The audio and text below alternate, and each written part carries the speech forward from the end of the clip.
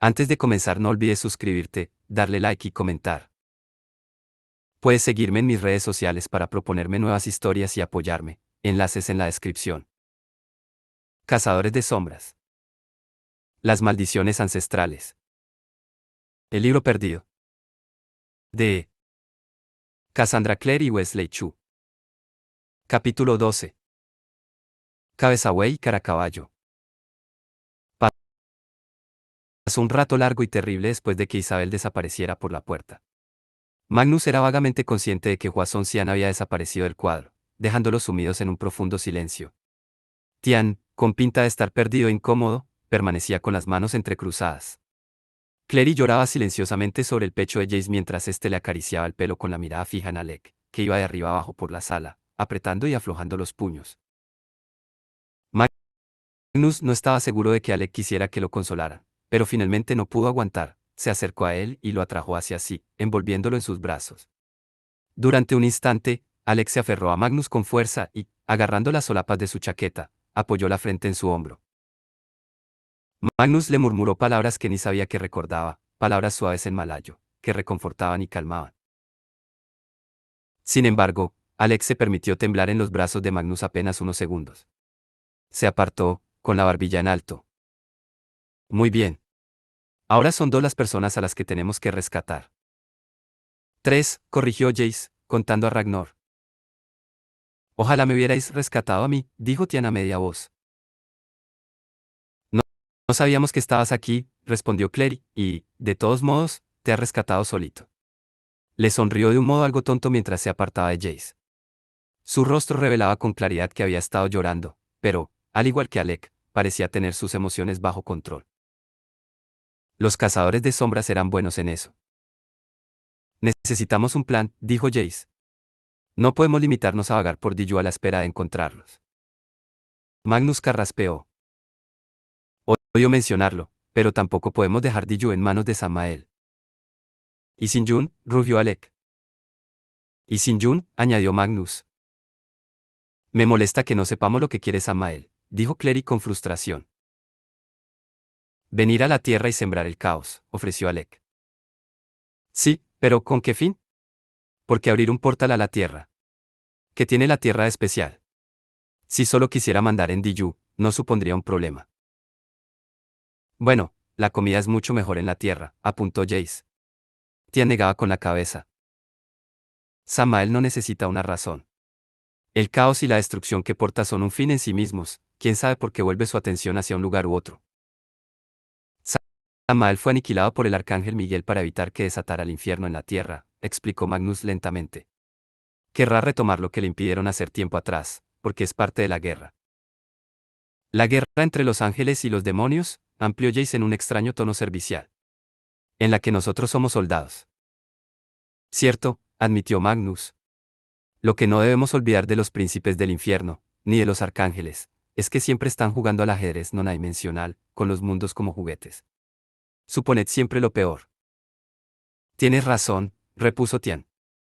El ataque en el mercado fue una distracción, pensada para mantener el mundo de las sombras de Shanghái concentrado en un lugar para que Samael pudiera actuar en otro. Pero no sabemos dónde. No sabemos en qué lugar de Shanghái, dijo Alec. Pero quizá podamos averiguar en qué parte de Yu. Seguramente elegiría una localización central para su trabajo, ¿no? Y no una cámara de tortura cualquiera. Y Sin Yun y Ragnar probablemente estarían con él. ¿Crees que deberíamos enfrentarnos a ellos?, preguntó Jace. Le brillaban los ojos. Solo Jace podría ilusionarse con la idea de enfrentarse a 2 poderosos brujos y a un príncipe del infierno, pensó Magnus. Creo que no será más fácil averiguar qué están haciendo si estamos más cerca de donde actúan, Samael, Sin Yun y Ragnar, que si nos quedamos aquí, en medio de un puñado de patios abandonados, aportó Alec. La geografía de Diju es complicada, apuntó Tian tras un momento de reflexión. Aunque estamos bajo tierra, estos patios que estamos atravesando se hallan muy por encima del centro de Diju. Allí, se puede encontrar una especie de reflejo de la ciudad de Shanghái. ¿Como si estuviera boca abajo?, preguntó Clary. En parte, respondió Tian. Las reglas normales de los mundos físicos no se aplican aquí. Lo que en Shanghái es una montaña, puede ser un profundo cañón en Diju, pero otros lugares pueden estar invertidos de otras maneras, en el color o en la orientación o incluso en su propósito. Estaba pensando que cuando usé la runa de rastreo con Ragnar, nos llevó a un punto de Shanghái donde Ragnar no estaba, concluyó Alec. Pero podría estar en el reflejo de ese punto en Diju. Y podríamos encontrarlo. Una observación muy inteligente, alabó Magnus. Mi novio es muy inteligente, añadió, sin dirigirse a nadie en particular. Pero no tenemos ningún mapa que muestre esas correspondencias, advirtió Tian. Seguramente, lo mejor será que nos dirijamos hacia el corazón de Diju. Hizo una mueca de asco. Por muy desagradable que sea. ¿Qué significa dirigirnos al corazón de Diju? Preguntó Jace. El juzgado final, pero no será un viaje agradable, respondió Tian. Está en el centro del laberinto que es Diju, el antiguo trono de Yanlu. Se halla en el punto más profundo de Diju, la parte más baja del infierno. ¿Cómo no?, suspiró Clery. Bueno, quizá no el más profundo. Por debajo del juzgado final está Visi. Tian se estremeció. Es el único lugar de Diju que me aterroriza. Es un lugar reservado a los peores pecadores. Aquellos que han cometido una de las grandes ofensas. Matar a un ángel, o a un Buda, o a uno de sus propios progenitores. Son juzgados y enviados a Visi. Probablemente eran solo imaginaciones suyas, pero Magnus tenía la sensación de que Tian lo miraba directamente a él. Quien sí lo miraba realmente era Alec, con un rostro cargado de preocupación.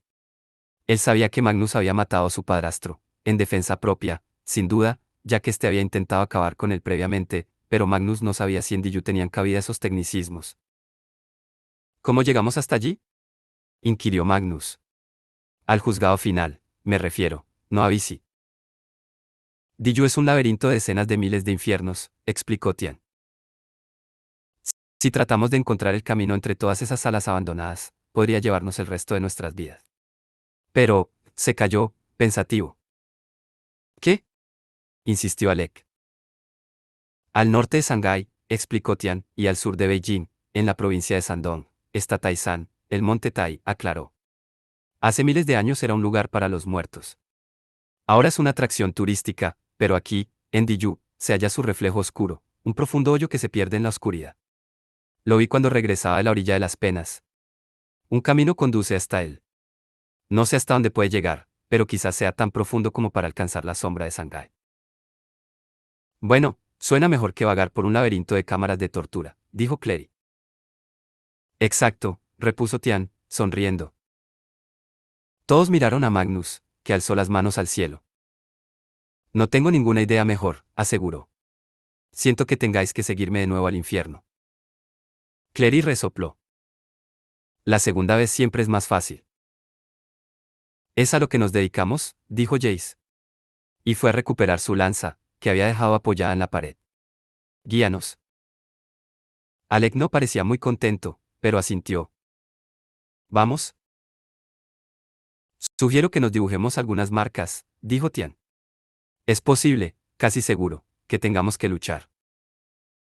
¿Las marcas funcionan en Diju?, preguntó Alex sorprendido. Así es, confirmó Tian mientras Jace cogía su estela. Después de tanto tiempo, Magnus se había acostumbrado a muchas cosas de los cazadores de sombras, pero los 5 largos minutos que dedicaban a dibujarse runas en la piel antes de cualquier batalla continuaban pareciéndole algo un poco raro. Saldremos por esa puerta lateral, añadió Tian, haciendo un gesto. Luego, se volvió hacia Magnus, y le dijo, a tus amigos no parece preocuparles mucho el hecho de ir a un lugar reservado solo para los muertos. Sí, contestó Magnus, es que han pasado por unas cuantas cosas. El camino los condujo a un segundo patio y luego a un pasaje amurallado. Todos sus instintos le habían dicho a Magnus que se hallaban muy bajo tierra. Pero el pasaje tenía altas ventanas, que se abrían a intervalos regulares y mostraban un vasto páramo mucho más abajo. Antes, sobre las ventanas había habido elaboradas tallas, con rostros que los miraban lascivos, pero la mayoría estaban muy erosionadas y deshechas. Tian, Jace y Claire iban en cabeza, y Magnus disminuyó el paso para unirse a Alec. No te gusta, dijo. El plan, me refiero. Demasiado difuso. No. Quiero decir, es difuso sí, pero yo también creo que debemos ir a donde está la acción. Y a donde está el libro de lo blanco. Si conseguimos arrebatárselo a Ragnar y a los demás, quizá podamos frustrar los planes de Samael. O al menos, fastidiarle el día. ¿Crees que está usando el libro para averiguar cómo salir de Eiju para entrar en la Tierra? Preguntó Magnus. Eso era lo que él pensaba. Alec asintió. ¿Estás enfadado conmigo? Quiso saber Magnus. ¿Qué? Replicó Alec con cierta brusquedad. Magnus se detuvo. Es que todos estáis aquí por mi culpa. Si no hubiera perdido el libro de lo blanco, si no me hubiera dejado sorprender por Ragnar. Alec resopló. Si yo no hubiera estado en la ducha. No es lo mismo, replicó Magnus. No debería haber guardado el libro en la habitación de Max. Debería haber tenido más cuidado con las salvaguardas del piso. Magnus, empezó Alec. Le puso la mano en la mejilla y lo miró a los ojos. Y Magnus, sintiendo el extraño poder de la espina huyendo en su interior, se preguntó qué vería a través de ellos. Desde mi perspectiva, considero que manejaste muy bien la situación, sobre todo teniendo en cuenta que uno de los siervos del padre de los demonios retenía a nuestro hijo. No estoy enfadado contigo.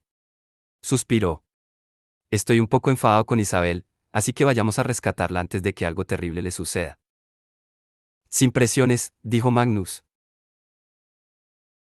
Exacto, repuso Alec. Por eso estoy enfadado con ella. Porque no me gusta nada tener que preocuparme por la gente a la que quiero. Pero no estoy enfadado contigo, repitió. Clary tiene razón y Jace también. Soy tu pareja. Ellos son tus amigos. Ya te hemos seguido antes al infierno, y lo estamos haciendo de nuevo, y lo haríamos una tercera vez. Además, añadió con una sonrisa, un príncipe del infierno tratando de invadir nuestro mundo entra totalmente en nuestra jurisdicción.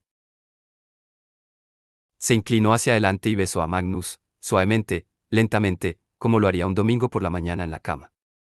Contrastaba totalmente con la situación, contrastaba totalmente con cómo se sentía cada uno de ellos en ese momento. Fue maravilloso. No es el momento. Gritó Jace por delante de ellos. Siempre es el momento, murmuró Alec contra la boca de Magnus.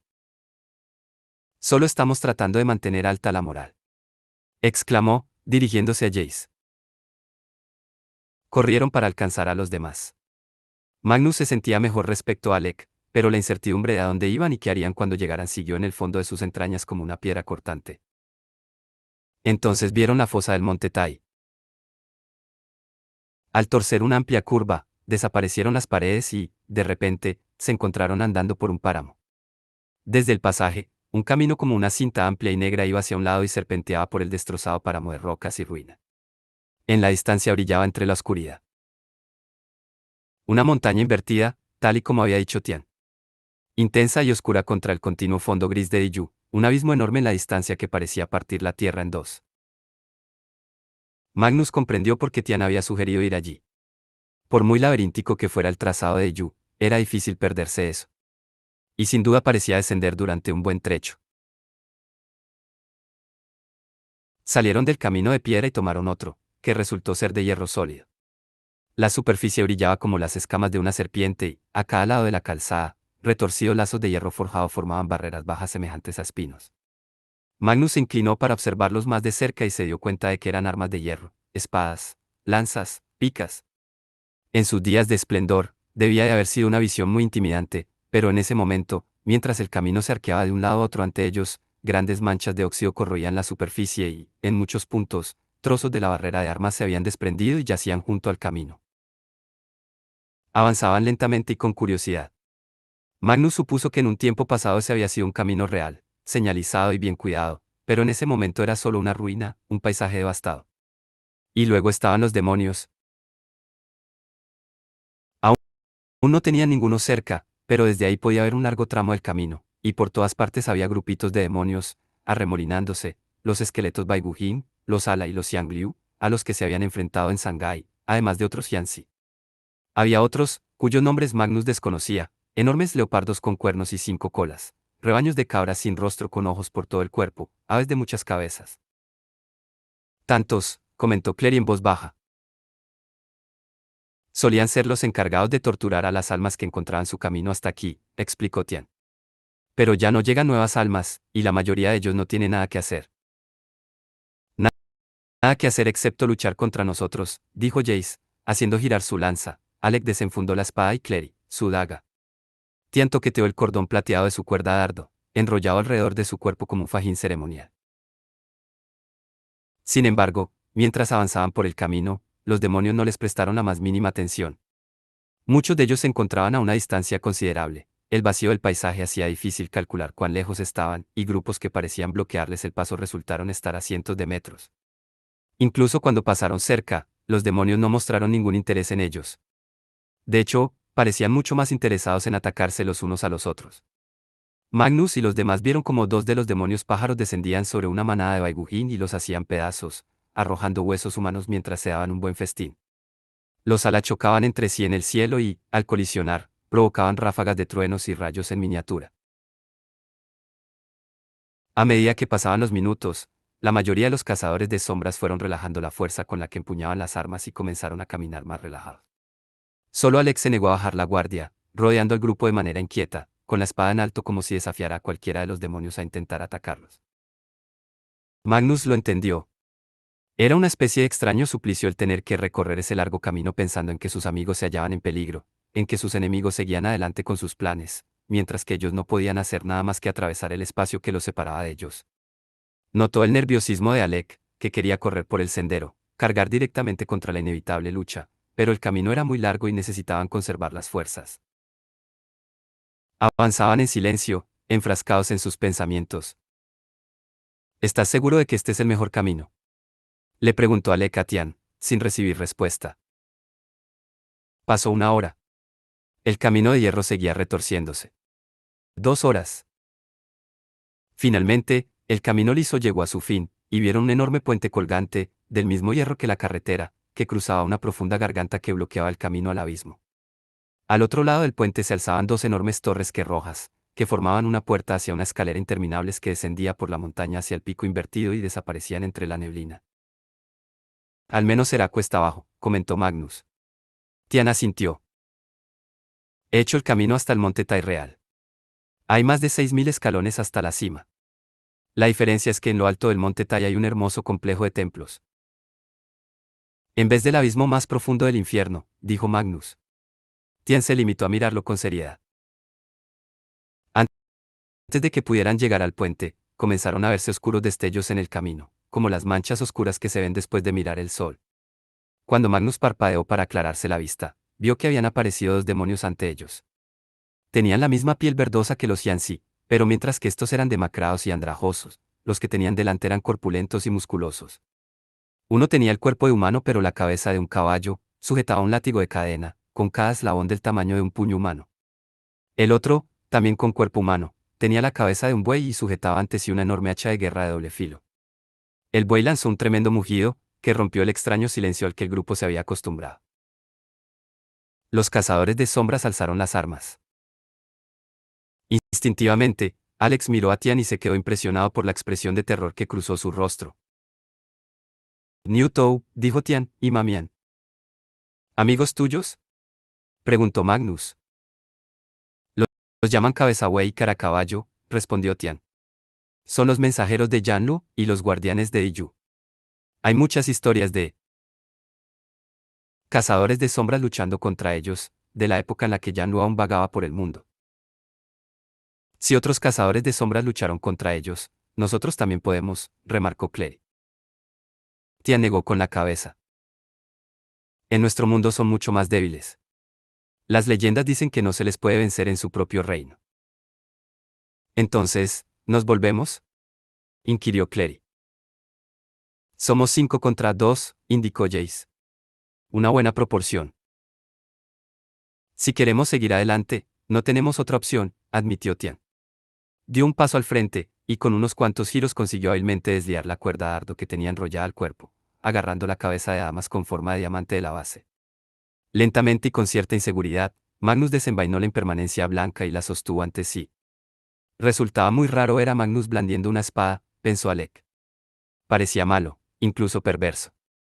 Pero estaban muy mal equipados para esa lucha, y necesitaban cualquier ventaja. Clary, solo tienes una daga, dijo Jace en voz baja, así que no puedes ponerte a su alcance. Alec y yo intentaremos atar a la vaca y tú irás por detrás. Tian, tu trabajo es mantener ese látigo de cadena alejado de nosotros. Magnus, cualquier protección que puedas ofrecer. Era demasiado tarde para más planes. Con un mugido, Cabeza Buey cargó contra ellos. Puede que Jace tuviera razón en que eran 5 contra 2, pero Alec estaba seguro de que esos 2 eran más grandes que los 5 juntos. Sin embargo, su única opción era intentarlo. Alec dejó que Jace fuera adelante para recibir la carga con su lanza, y se dispuso a colarse por debajo y atacar en cuanto se diera la oportunidad. Por el rabillo del ojo, vio a Tian saltar hacia Caracaballo, la cuerda dardo se desplegó y salió despedida hacia su enemigo como una serpiente al ataque. El hacha de Cabeza Buey golpeó la lanza de Jace con una fuerza tremenda, y Alec vio a Jace estremecerse mientras amortiguaba el impacto.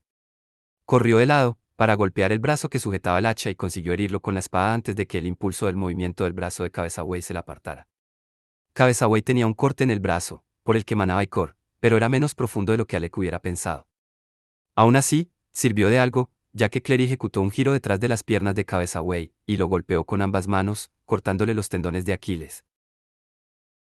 Cabeza Buey se apartó de Jace y con un grito raspado e inhumano se volvió hacia Clary, pero fue lo suficientemente lento para que Jace tuviera tiempo de estabilizarse y acercarse para atacarlo de nuevo. Alex se dio la vuelta y vio que Tian tenía raya cara a caballo, saltaba y rodaba a su alrededor, utilizando la cuerda dardo con una rapidez apabullante para evitar que su enemigo pudiera hacer uso de su látigo de cadena. El diamante de Dama se movía en amplios arcos cortantes y volvía, una y otra vez, a enroscarse en el cuerpo de Tian y luego se desplegaba con la misma velocidad para golpear de nuevo. Mientras Alec observaba, el dardo alcanzó a Caracaballo en el hombro, y este se echó hacia atrás con un relincho estridente. Entretanto, Magnus estaba ocupado con otros demonios. Una bandada de aves de muchas cabezas se había percatado de la pelea y había decidido unirse a ella, descendiendo en picado sobre los combatientes. Con una expresión torva en el rostro, Magnus blandía la espada como si fuera una varita mágica, una y otra vez, su inquietante magia carmesí crepitaba desde la punta de la espada para batir a los pájaros. Estos la esquivaban, girando, subiendo y bajando, y solo de vez en cuando recibían un impacto, pero Magnus estaba consiguiendo mantenerlos a distancia, y por el momento, eso ya era suficiente. Alec pensó que lo estaban haciendo bastante bien. Jace empleaba la lanza para evitar que Cabeza Buey consiguiera dar un buen golpe con su hacha. Clary danzaba por el costado, en busca de otra oportunidad. Pero entonces Cabeza Buey retrocedió, y con un rugido saltó hacia atrás y aterrizó a unos 7 metros de los cazadores de sombras. Cayó sobre una rodilla, y mientras sujetaba el hacha con una mano, apretó el otro puño contra el suelo. Alec observó cómo la herida que le había hecho en el brazo comenzó a burbujear, y en unos segundos estuvo totalmente curada. Uy, soltó Jace. Alec miró hacia Tian y vio que este había descubierto el mismo problema. La herida en el hombro de Caracaballo también había desaparecido, como si nunca hubiera estado. No se les puede vencer, ¿eh? Le gritó a Tian. Tian lo miró con semblante serio.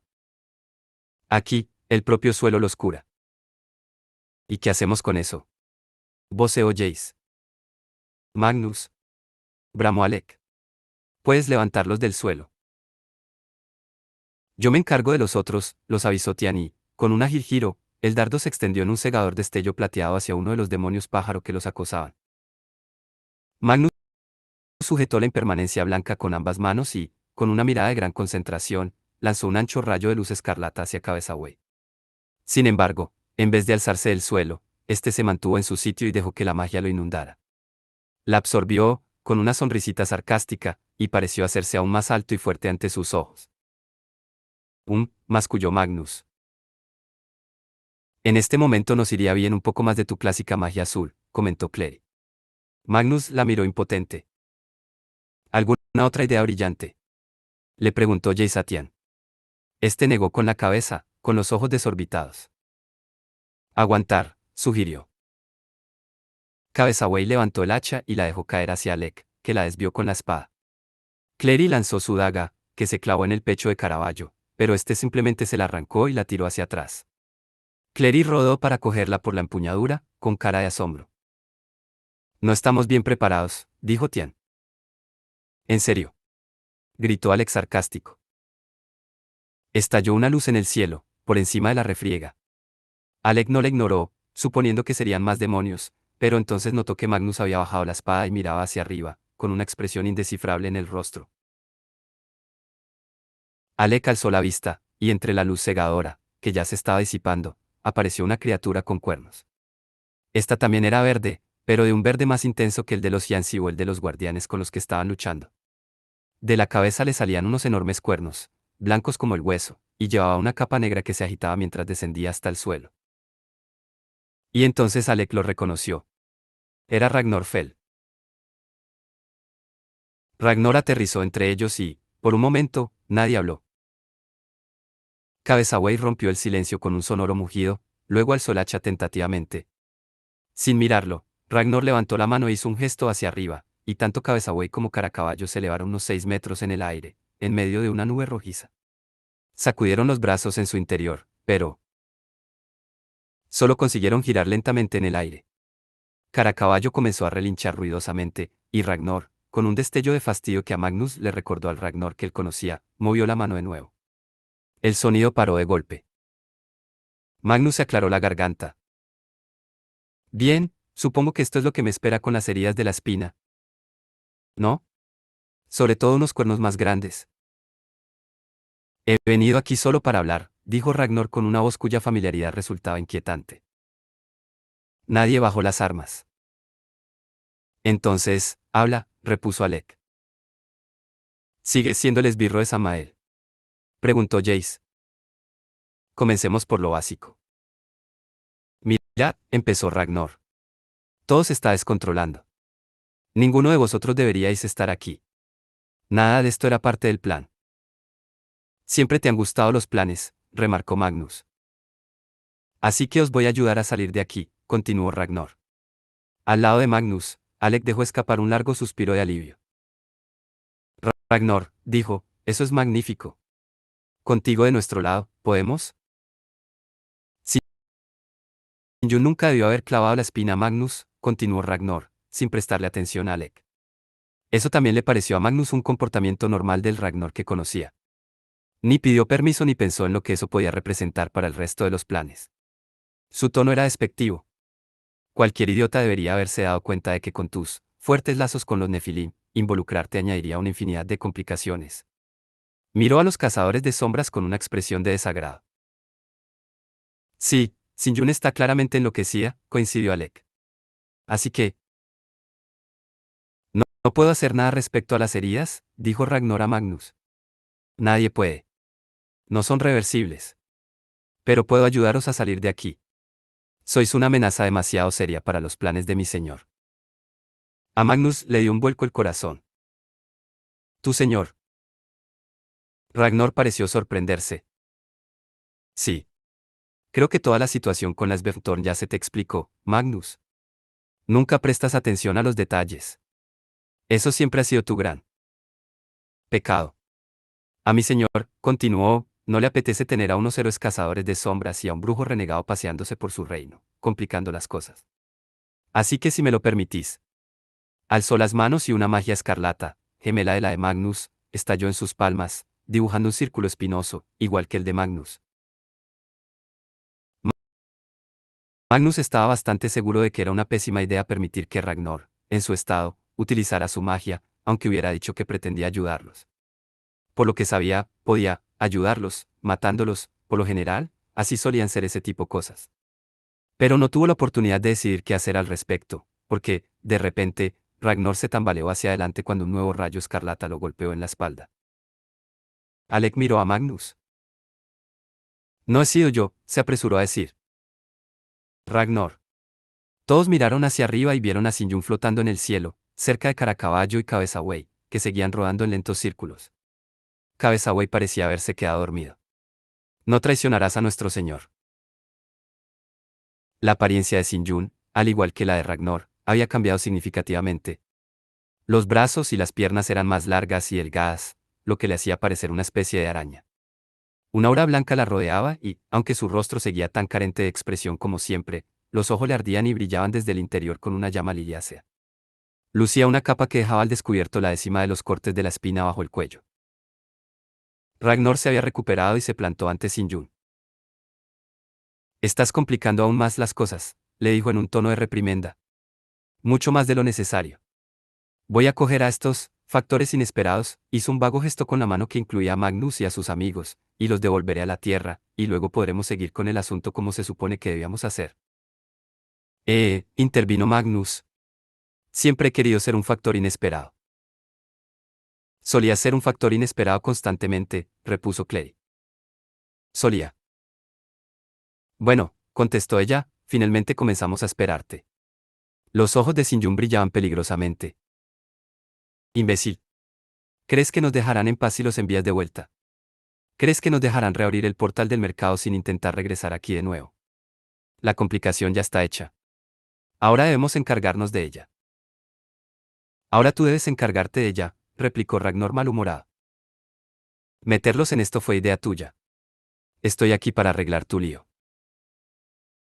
Sinjun alzó las manos y la magia se concentró en ellas, igual que lo había hecho en las de Ragnar unos minutos antes. Flotó hacia él. Te estás pasando, masculló con los dientes apretados. Soy la primera seguidora de Samael y su favorita. De no ser por mí, tú nunca habrías conocido la gloria de su presencia. Habrías sido engullido con todo el resto. Muéstrame algo de respeto y obediencia. Yo te daré respeto, masculló, y saltó sobre Sinjun, con la magia brotando de sus manos. Los dos brujos volaron juntos y comenzaron a pelearse. Era evidente que ambos estaban más interesados en superar al otro que en ocuparse de los cazadores de sombras. Podríamos irnos, sugirió Jace. Comenzar a cruzar el puente.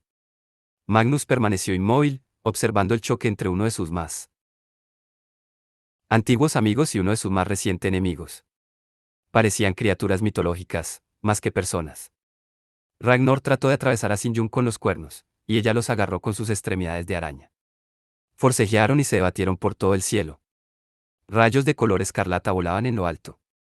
No paraban de gritarse, pero sus palabras resultaban indescifrables bajo el ruido de la lucha. Vamos, dijo Tian. Podemos llegar al abismo mientras están distraídos. Si vamos a rescatar a Isabel y a Simon, dijo Magnus, también tengo que tratar de rescatar a Ragnar. No, no puede ser rescatado, afirmó Tian tajante.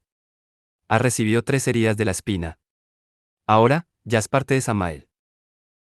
Magnus miró a Alec, impotente. Tengo que intentarlo. Nadie sabía qué hacer. Magnus contemplaba la Mele en lo alto. La mirada de Tian estaba fija en la montaña al otro lado del puente, y Jace, Claire y Alec esperaban. Quizá uno de los dos ganaría la pelea, pensó Magnus, rompiendo el punto muerto. Son todo un espectáculo, ¿verdad? Dijo una voz desconocida. Magnus se dio cuenta de que se había unido a ellos una persona que no conocían. Tenía un aspecto juvenil, piel blanca y complexión delgada, con la cara estrecha y vestido como si fuera un estudiante mochilero que se hallara, inexplicablemente, atravesando Iyu, una gastada camisa a cuadros y unos vaqueros con agujeros. Tenía las manos en los bolsillos, como si estuviera contemplando un desfile. Una rara alma pedida de Iyu, pensó Magnus. Lo único realmente extraño del desconocido, además de su propia presencia, era el anticuado sombrero tiroles de fieltro verde que lucía. De la cinta del sombrero sobresalía una gran pluma dorada de unos 30 centímetros de largo. Magnus no estaba seguro de que consiguiera del todo el efecto deseado, pero valoraba el intento. Ya hay suficiente violencia por aquí, continuó el hombre en un tono apacible, sin que esos dos se peleen como niños malcriados, ¿no te parece? Perdón, repuso Magnus, pero ¿quién eres? ¿Nos conocemos? Oh, oh, exclamó el hombre en un tono de disculpa. Qué grosero por mi parte. Te conozco, claro. Magnus Bane, el brujo supremo de Brooklyn. Tu reputación te precede incluso aquí. Y cazadores de sombras. Me encantan los cazadores de sombras. Le tendió la mano. Samael se presentó con una amable sonrisa. Hacedor del camino. Antiguo y futuro devorador de mundos.